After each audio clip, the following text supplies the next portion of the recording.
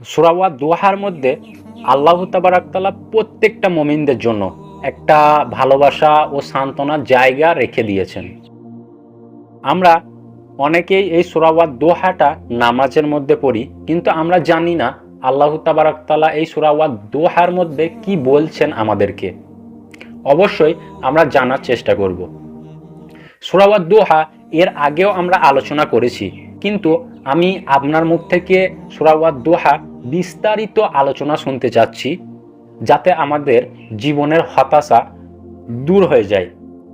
প্রত্যেকটা মানুষ হতাশার মধ্যে ভুগছে, প্রত্যেকটা মানুষ ডিপ্রেশনে পড়ে আছে, প্রত্যেকটা মানুষের জীবনে কষ্ট, কিন্তু তাদের এই যে না জানার কারণে তারা অনেক ডিপ্রেশনে চলে যায়।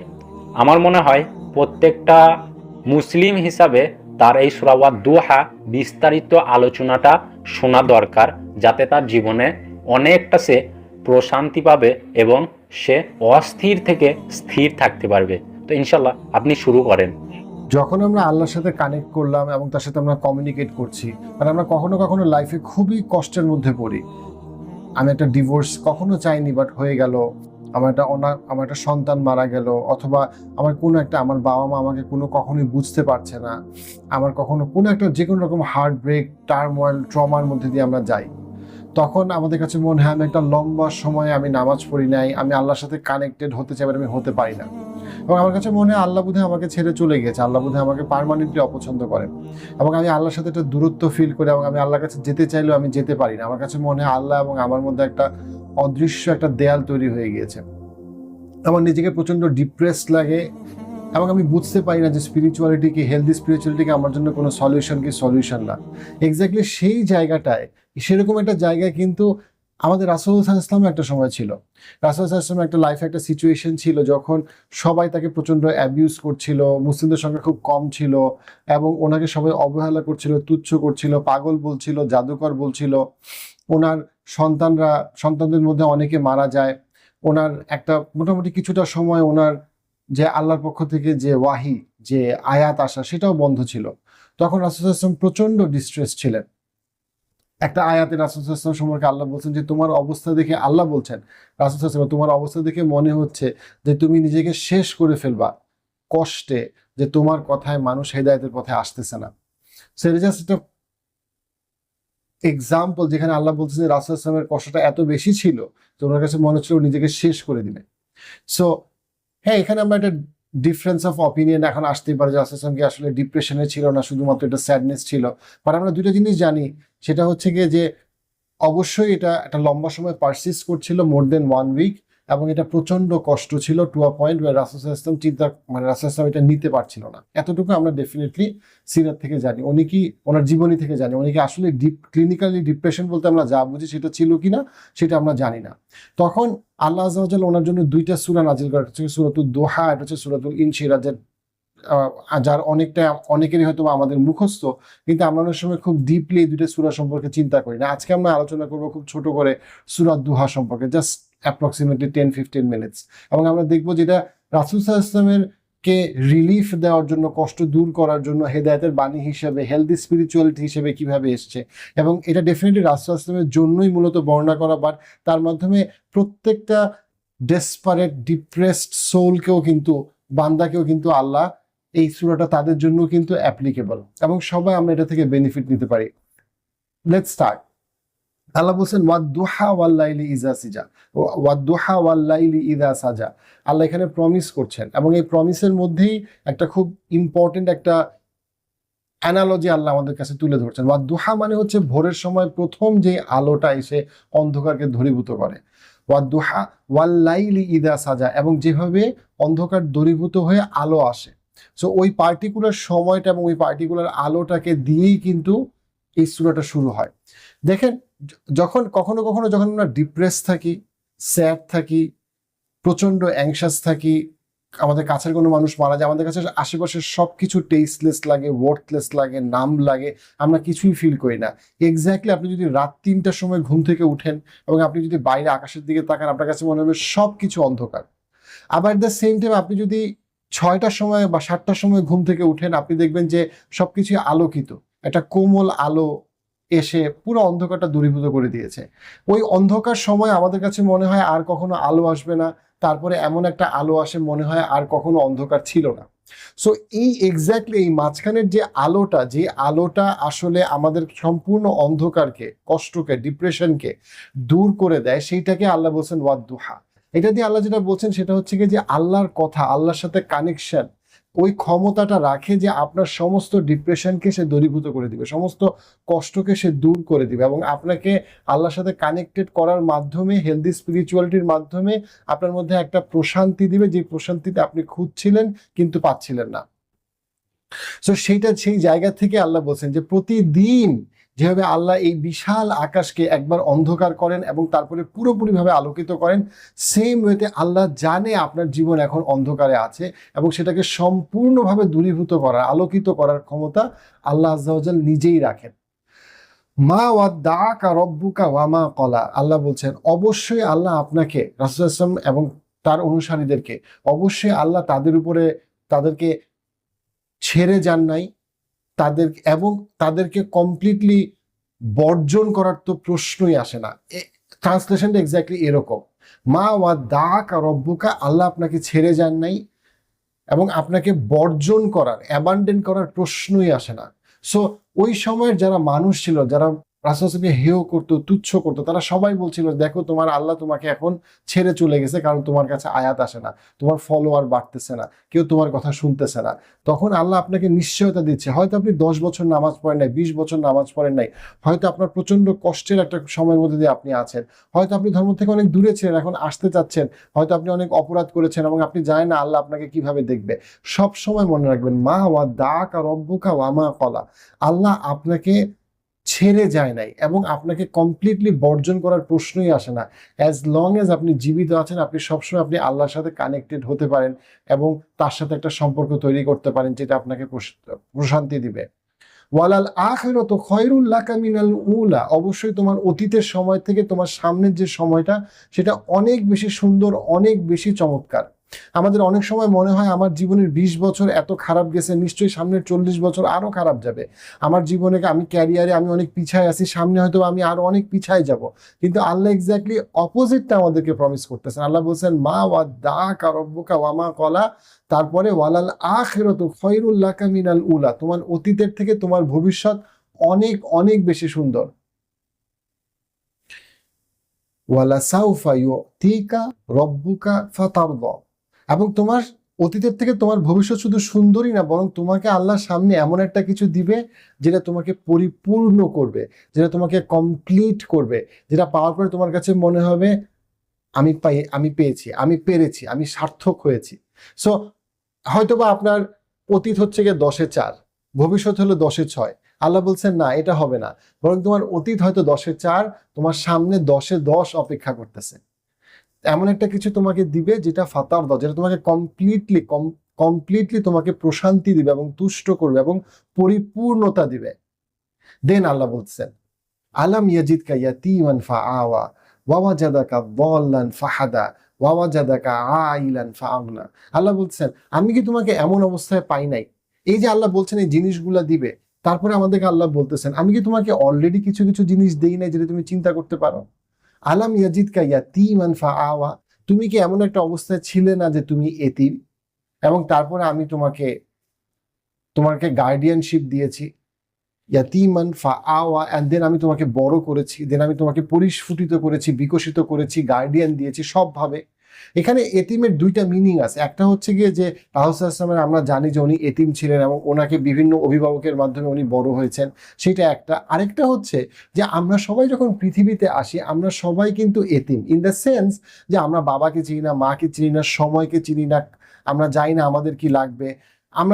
আমার বয়স হয়তো আজকে 35, আমি 36 ইয়ার্স আগে আমি এক্সিস্ট করতাম না। সো আমার কোনো নাম পরিচয় ছিল না, ওই অর্থে আমরা সবাই এতিম। অ্যান্ড দেন আল্লাহ আমাকে একটা পরিচয় দিয়েছে, একটা social status, financial status, parents, সবকিছু আমাকে দিয়েছে এবং আমার এমন প্রয়োজন পূরণ করেছে যেটা সম্পর্কে আমি জানতামও না। আলাম ইয়াজিদকা ইয়াতীমান ফাআওয়া ওয়া ওয়াজাদাকা দাল্লান ফাহাদা, এবং আমি তোমাকে পেয়েছি যে জানে না কোনটা সঠিক পথ, কোনটা সঠিক জাজমেন্ট, অ্যান্ড আমি তোমাকে ফাহাদ, এবং আমি তোমাকে গাইড করেছি, আমি তোমাকে জাজমেন্ট শিখিয়েছি, আমি তোমাকে ইমোশনাল ইন্টেলিজেন্স শিখিয়েছি। আমরা যখন একটা ছোট একটা বাচ্চাকে দেখি যে 5 বছর, সে জানে না তার লাইফের পারপাস কি, আল্লাহকে, সে জানে না কোনটা ঠিক কোনটা ভুল, কোন পড়াশোনা করা উচিত, কোন খাবারটা তার জন্য হেলদি, কোনটা হেলদি না। Entire judgement, entire education, entire ধর্মের আন্ডারস্ট্যান্ডিং, সায়েন্সের আন্ডারস্ট্যান্ডিং, প্রত্যেকটাই কিন্তু গাইডেন্স। একটা সঠিক ডিসিশন বিজনেসে একটা গাইডেন্স, আপনার বাবা মার সাথে ভালো ব্যবহার করতে হবে, এই এথিক্যাল গাইডলাইন সবকিছুই কিন্তু হেদায়েতের একটা অংশ। এক একটা হেদায়েতকে আমরা বিভিন্ন স্টেপে চিন্তা করতে পারি। আমাদের আল্লাহকে চেনাটাও হেদায়েত, একটা সঠিক সিদ্ধান্তও কিন্তু হেদায়েত, একটা ভালো বিজনেস আইডিয়া, একটা সায়েন্টিফিক ইনভেনশন, সবই কিন্তু হেদায়েতের একটা পার্ট। আমরা অনেক কিছুই জানি না, এখন আমরা অনেক কিছুই জানি না, কিন্তু যতটুকু জানি সেটা আল্লাহ আমাদেরকে হেদায়েত দিয়েছে বলেই আমরা জানি। আমরা জানতাম না, আমরা চিনতাম না আল্লাহকে, কিন্তু আমরা এখন জানি আল্লাহকে, আমরা জানি আমরা তার কাছে থেকে এসেছি এবং তার কাছে আমরা ফেরত যাব। ওয়াওয়াজাদাকা আইলান ফাগনা, এবং তুমি ছিলে নিঃস্ব, তুমি ছিলে হেল্পলেস, তোমার কিছুই ছিল না, তোমার কোনো রকম তুমি তোমার নিজেকে কখনো ইভলভ করাইতে পারতে না, বিকশিত করতে পারতে না, কিন্তু আল্লাহ তোমাকে বিকশিত করিয়েছেন। তুমি নিঃস্ব ছিলা, নিঃস্ব শুধুমাত্র ফাইন্যান্সিয়াল অর্থে না, নিঃস্ব সব অর্থে। মানে একটা মানে কি বলবো, কম্প্রিহেন্সিভ ওয়েতে আমরা কিন্তু প্রত্যেকটা মানুষই নিঃস্ব ছিলাম কখনো না কখনো। আমরা জানতাম না, বুঝতাম না। আল্লাহ আমাদেরকে জানার বুঝার ক্ষমতা দিচ্ছেন, এবং আল্লাহ আমাদেরকে অনেক এলিমেন্ট দিচ্ছেন যেটা দিয়ে আমরা আমাদের নিজেদেরকে বিকশিত করতে পারছি। উনি আমাদেরকে এম্পাওয়ার করতে পারছেন বলে আমরা নিজেদেরকে ইভলভ করতে পারছি।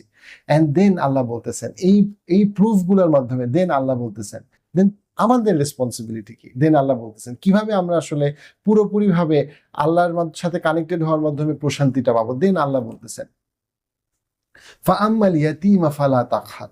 এখন তুমি যখন কোনো এতিমকে পাও, তুমি যখন কাউকে পাও যে যার কেউ নাই, তখন তুমি তার সাথে ভালো ব্যবহার করো, তুমি তাকে হেল্প করো, তুমি তাকে অ্যাসিস্ট করো, তুমি তাকে ইভলভ করার চেষ্টা করো। ফাআম্মাল ইয়াতীমা ফালা তাকহার ওয়া আম্মা সাইলা ফালা তানহার। এবং তুমি যখন কাউকে পাও যে তোমার কাছে আস্ক করে, কারণ সে অসহায়, কারণ তার নাই, সেটা টাকা হোক, সেটা পরিচয় হোক, সেটা চিকিৎসা হোক, সেটা শিক্ষা হোক, তোমার আছে কিন্তু তার নাই, যখন কেউ তোমার কাছে চায়, যে অসহায়, যে নিঃস্ব, তাকে তুমি দাও।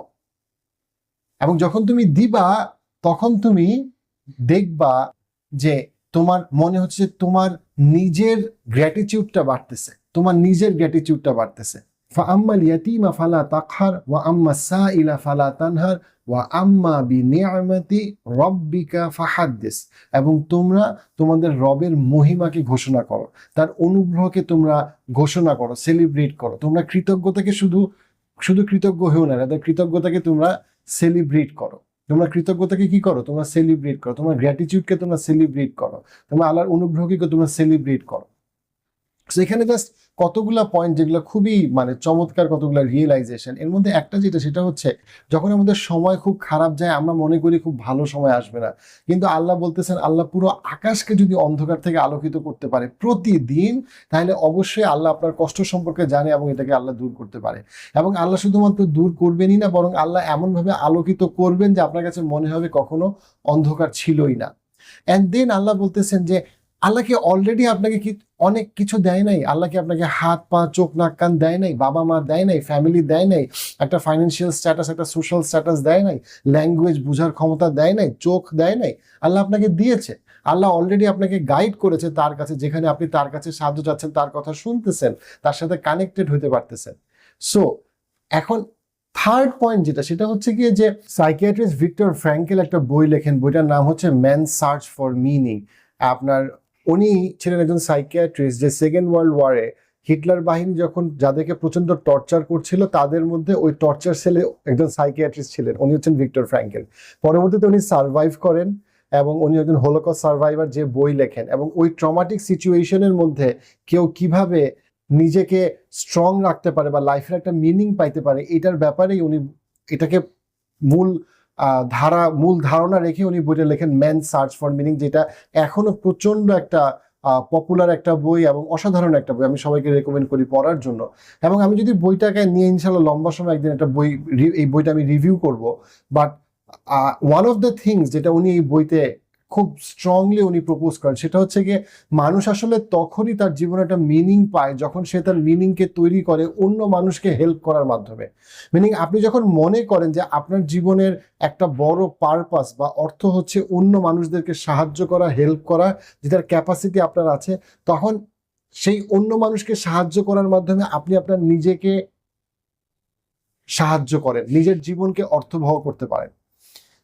সূরাতুদ দোহাতে আল্লাহ আমাদেরকে যেটা শিখাচ্ছেন সেটা হচ্ছে গিয়ে যে তুমি আল্লাহর কাছে যেভাবে যেতে পারো বা যেভাবে তুমি তোমার আল্লাহর সাথে কানেকশনটাকে স্ট্রং করতে পারো, ইজ দ্যাট তুমি অসহায় মানুষকে, নিঃস্ব মানুষকে তুমি ওইভাবে সাহায্য করো যেভাবে তুমি একসময় নিঃস্ব ছিলা এবং আল্লাহ কোনো না কোনো মানুষ দিয়ে তোমাকে আসলে সাহায্য করেছে।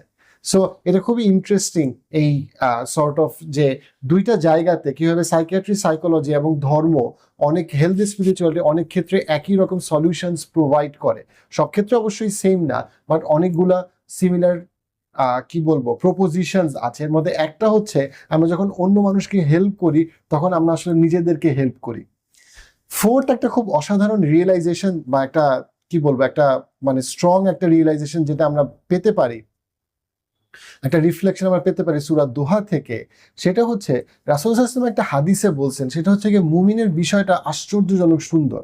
যখন তার খুব ভালো কোনো কিছু হয় তখন সে আল্লাহর প্রতি কৃতজ্ঞতা আদায় করে, কখনো অহংকারী হয় না, কখনো দাম্ভিক হয় না, অ্যারোগেন্ট হয় না। আর যখন তার কোনো খারাপ সময় আসে, দুঃখের সময় আসে, ডিফিকাল্ট টাইম আসে, তখন সে ধৈর্য ধরে এবং সেই ধৈর্য ধরার মাধ্যমে সে আল্লাহর কাছে যায়। যখন কোনো ভালো কিছু হয় তখন সে কৃতজ্ঞতার মাধ্যমে আল্লাহর কাছে পৌঁছায়। যখন কোনো ক্ষতিকর কিছু হয় বা খারাপ কিছু হয়, দুঃখজনক কিছু হয়, তখন সে ধৈর্য ধরার মাধ্যমে, সবর করার মাধ্যমে সে আল্লাহর কাছে যায় এবং পুরোটাই হচ্ছে তার জন্য সৌন্দর্য। সবসময় কিন্তু একটা মুমিন বান্দা হাহা হি হি করে হাসে না, কখনো লাইফে ভালো সময় যায়, কখনো খারাপ সময় যায়, কিন্তু যখন আমরা পজিটিভ দিকে আমাদের ইমোশনগুলোকে আমরা চ্যানেল করতে পারি তখন সবসময় হেলদি স্পিরিচুয়ালিটির মাধ্যমে আমরা আল্লাহর কাছে আল্লাহর সাথে কানেক্টেড থাকতে পারি এবং আমাদের হার্ট কাম থাকতে পারে, প্রশান্ত থাকতে পারে, নিশ্চিন্ত থাকতে পারে যে সবকিছুর পরে যা কিছু হচ্ছে তা আল্লাহ আমার জানে এবং যা কিছু আমি কষ্টের মধ্যে আছি আমি ধৈর্য ধরলে আমি রিওয়ার্ডেড হব এবং আল্লাহ আমাদেরকে যা কিছু নিয়ামত দিয়েছেন সেটাকে যদি আমরা চেরিশ করি তাহলেও আল্লাহ আমার নিয়ামতকে আল্লাহ আরো বাড়ায় দিবেন। আল্লাহ বলছেন তোমরা যদি কৃতজ্ঞ হও তাহলে আল্লাহ তোমাদের নিয়ামতকে আরো বাড়ায় দিবেন। আমাদেরকে আরো, আমার যখন জীবনটা খুব ভালো যাচ্ছে তখন আমি যদি আল্লাহ শুকরিয়া আদায় করি তাহলে আল্লাহ আমার নিয়ামতকে আরো বাড়ায় দিবেন। সো এটা সূরা দোহা একটা অসাধারণ এক্সাম্পল, যেটার মাধ্যমে আমরা যখন খুবই কষ্টে আছি, খুব ডিফিকাল্ট একটা টাইম, তখন আমরা সেই সময়টা থেকে হেলদি স্পিরিচুয়ালিটির মাধ্যমে কিভাবে বের হতে পারি। সবসময় আমাদের মনে রাখতে হবে আমরা যেই হই না কেন, যতক্ষণ পর্যন্ত আমার শ্বাস আছে ততক্ষণ পর্যন্ত আল্লাহ আমাকে বর্জন করে নাই এবং it's just about me consciously looking for Allah and Allah will definitely open his door for me.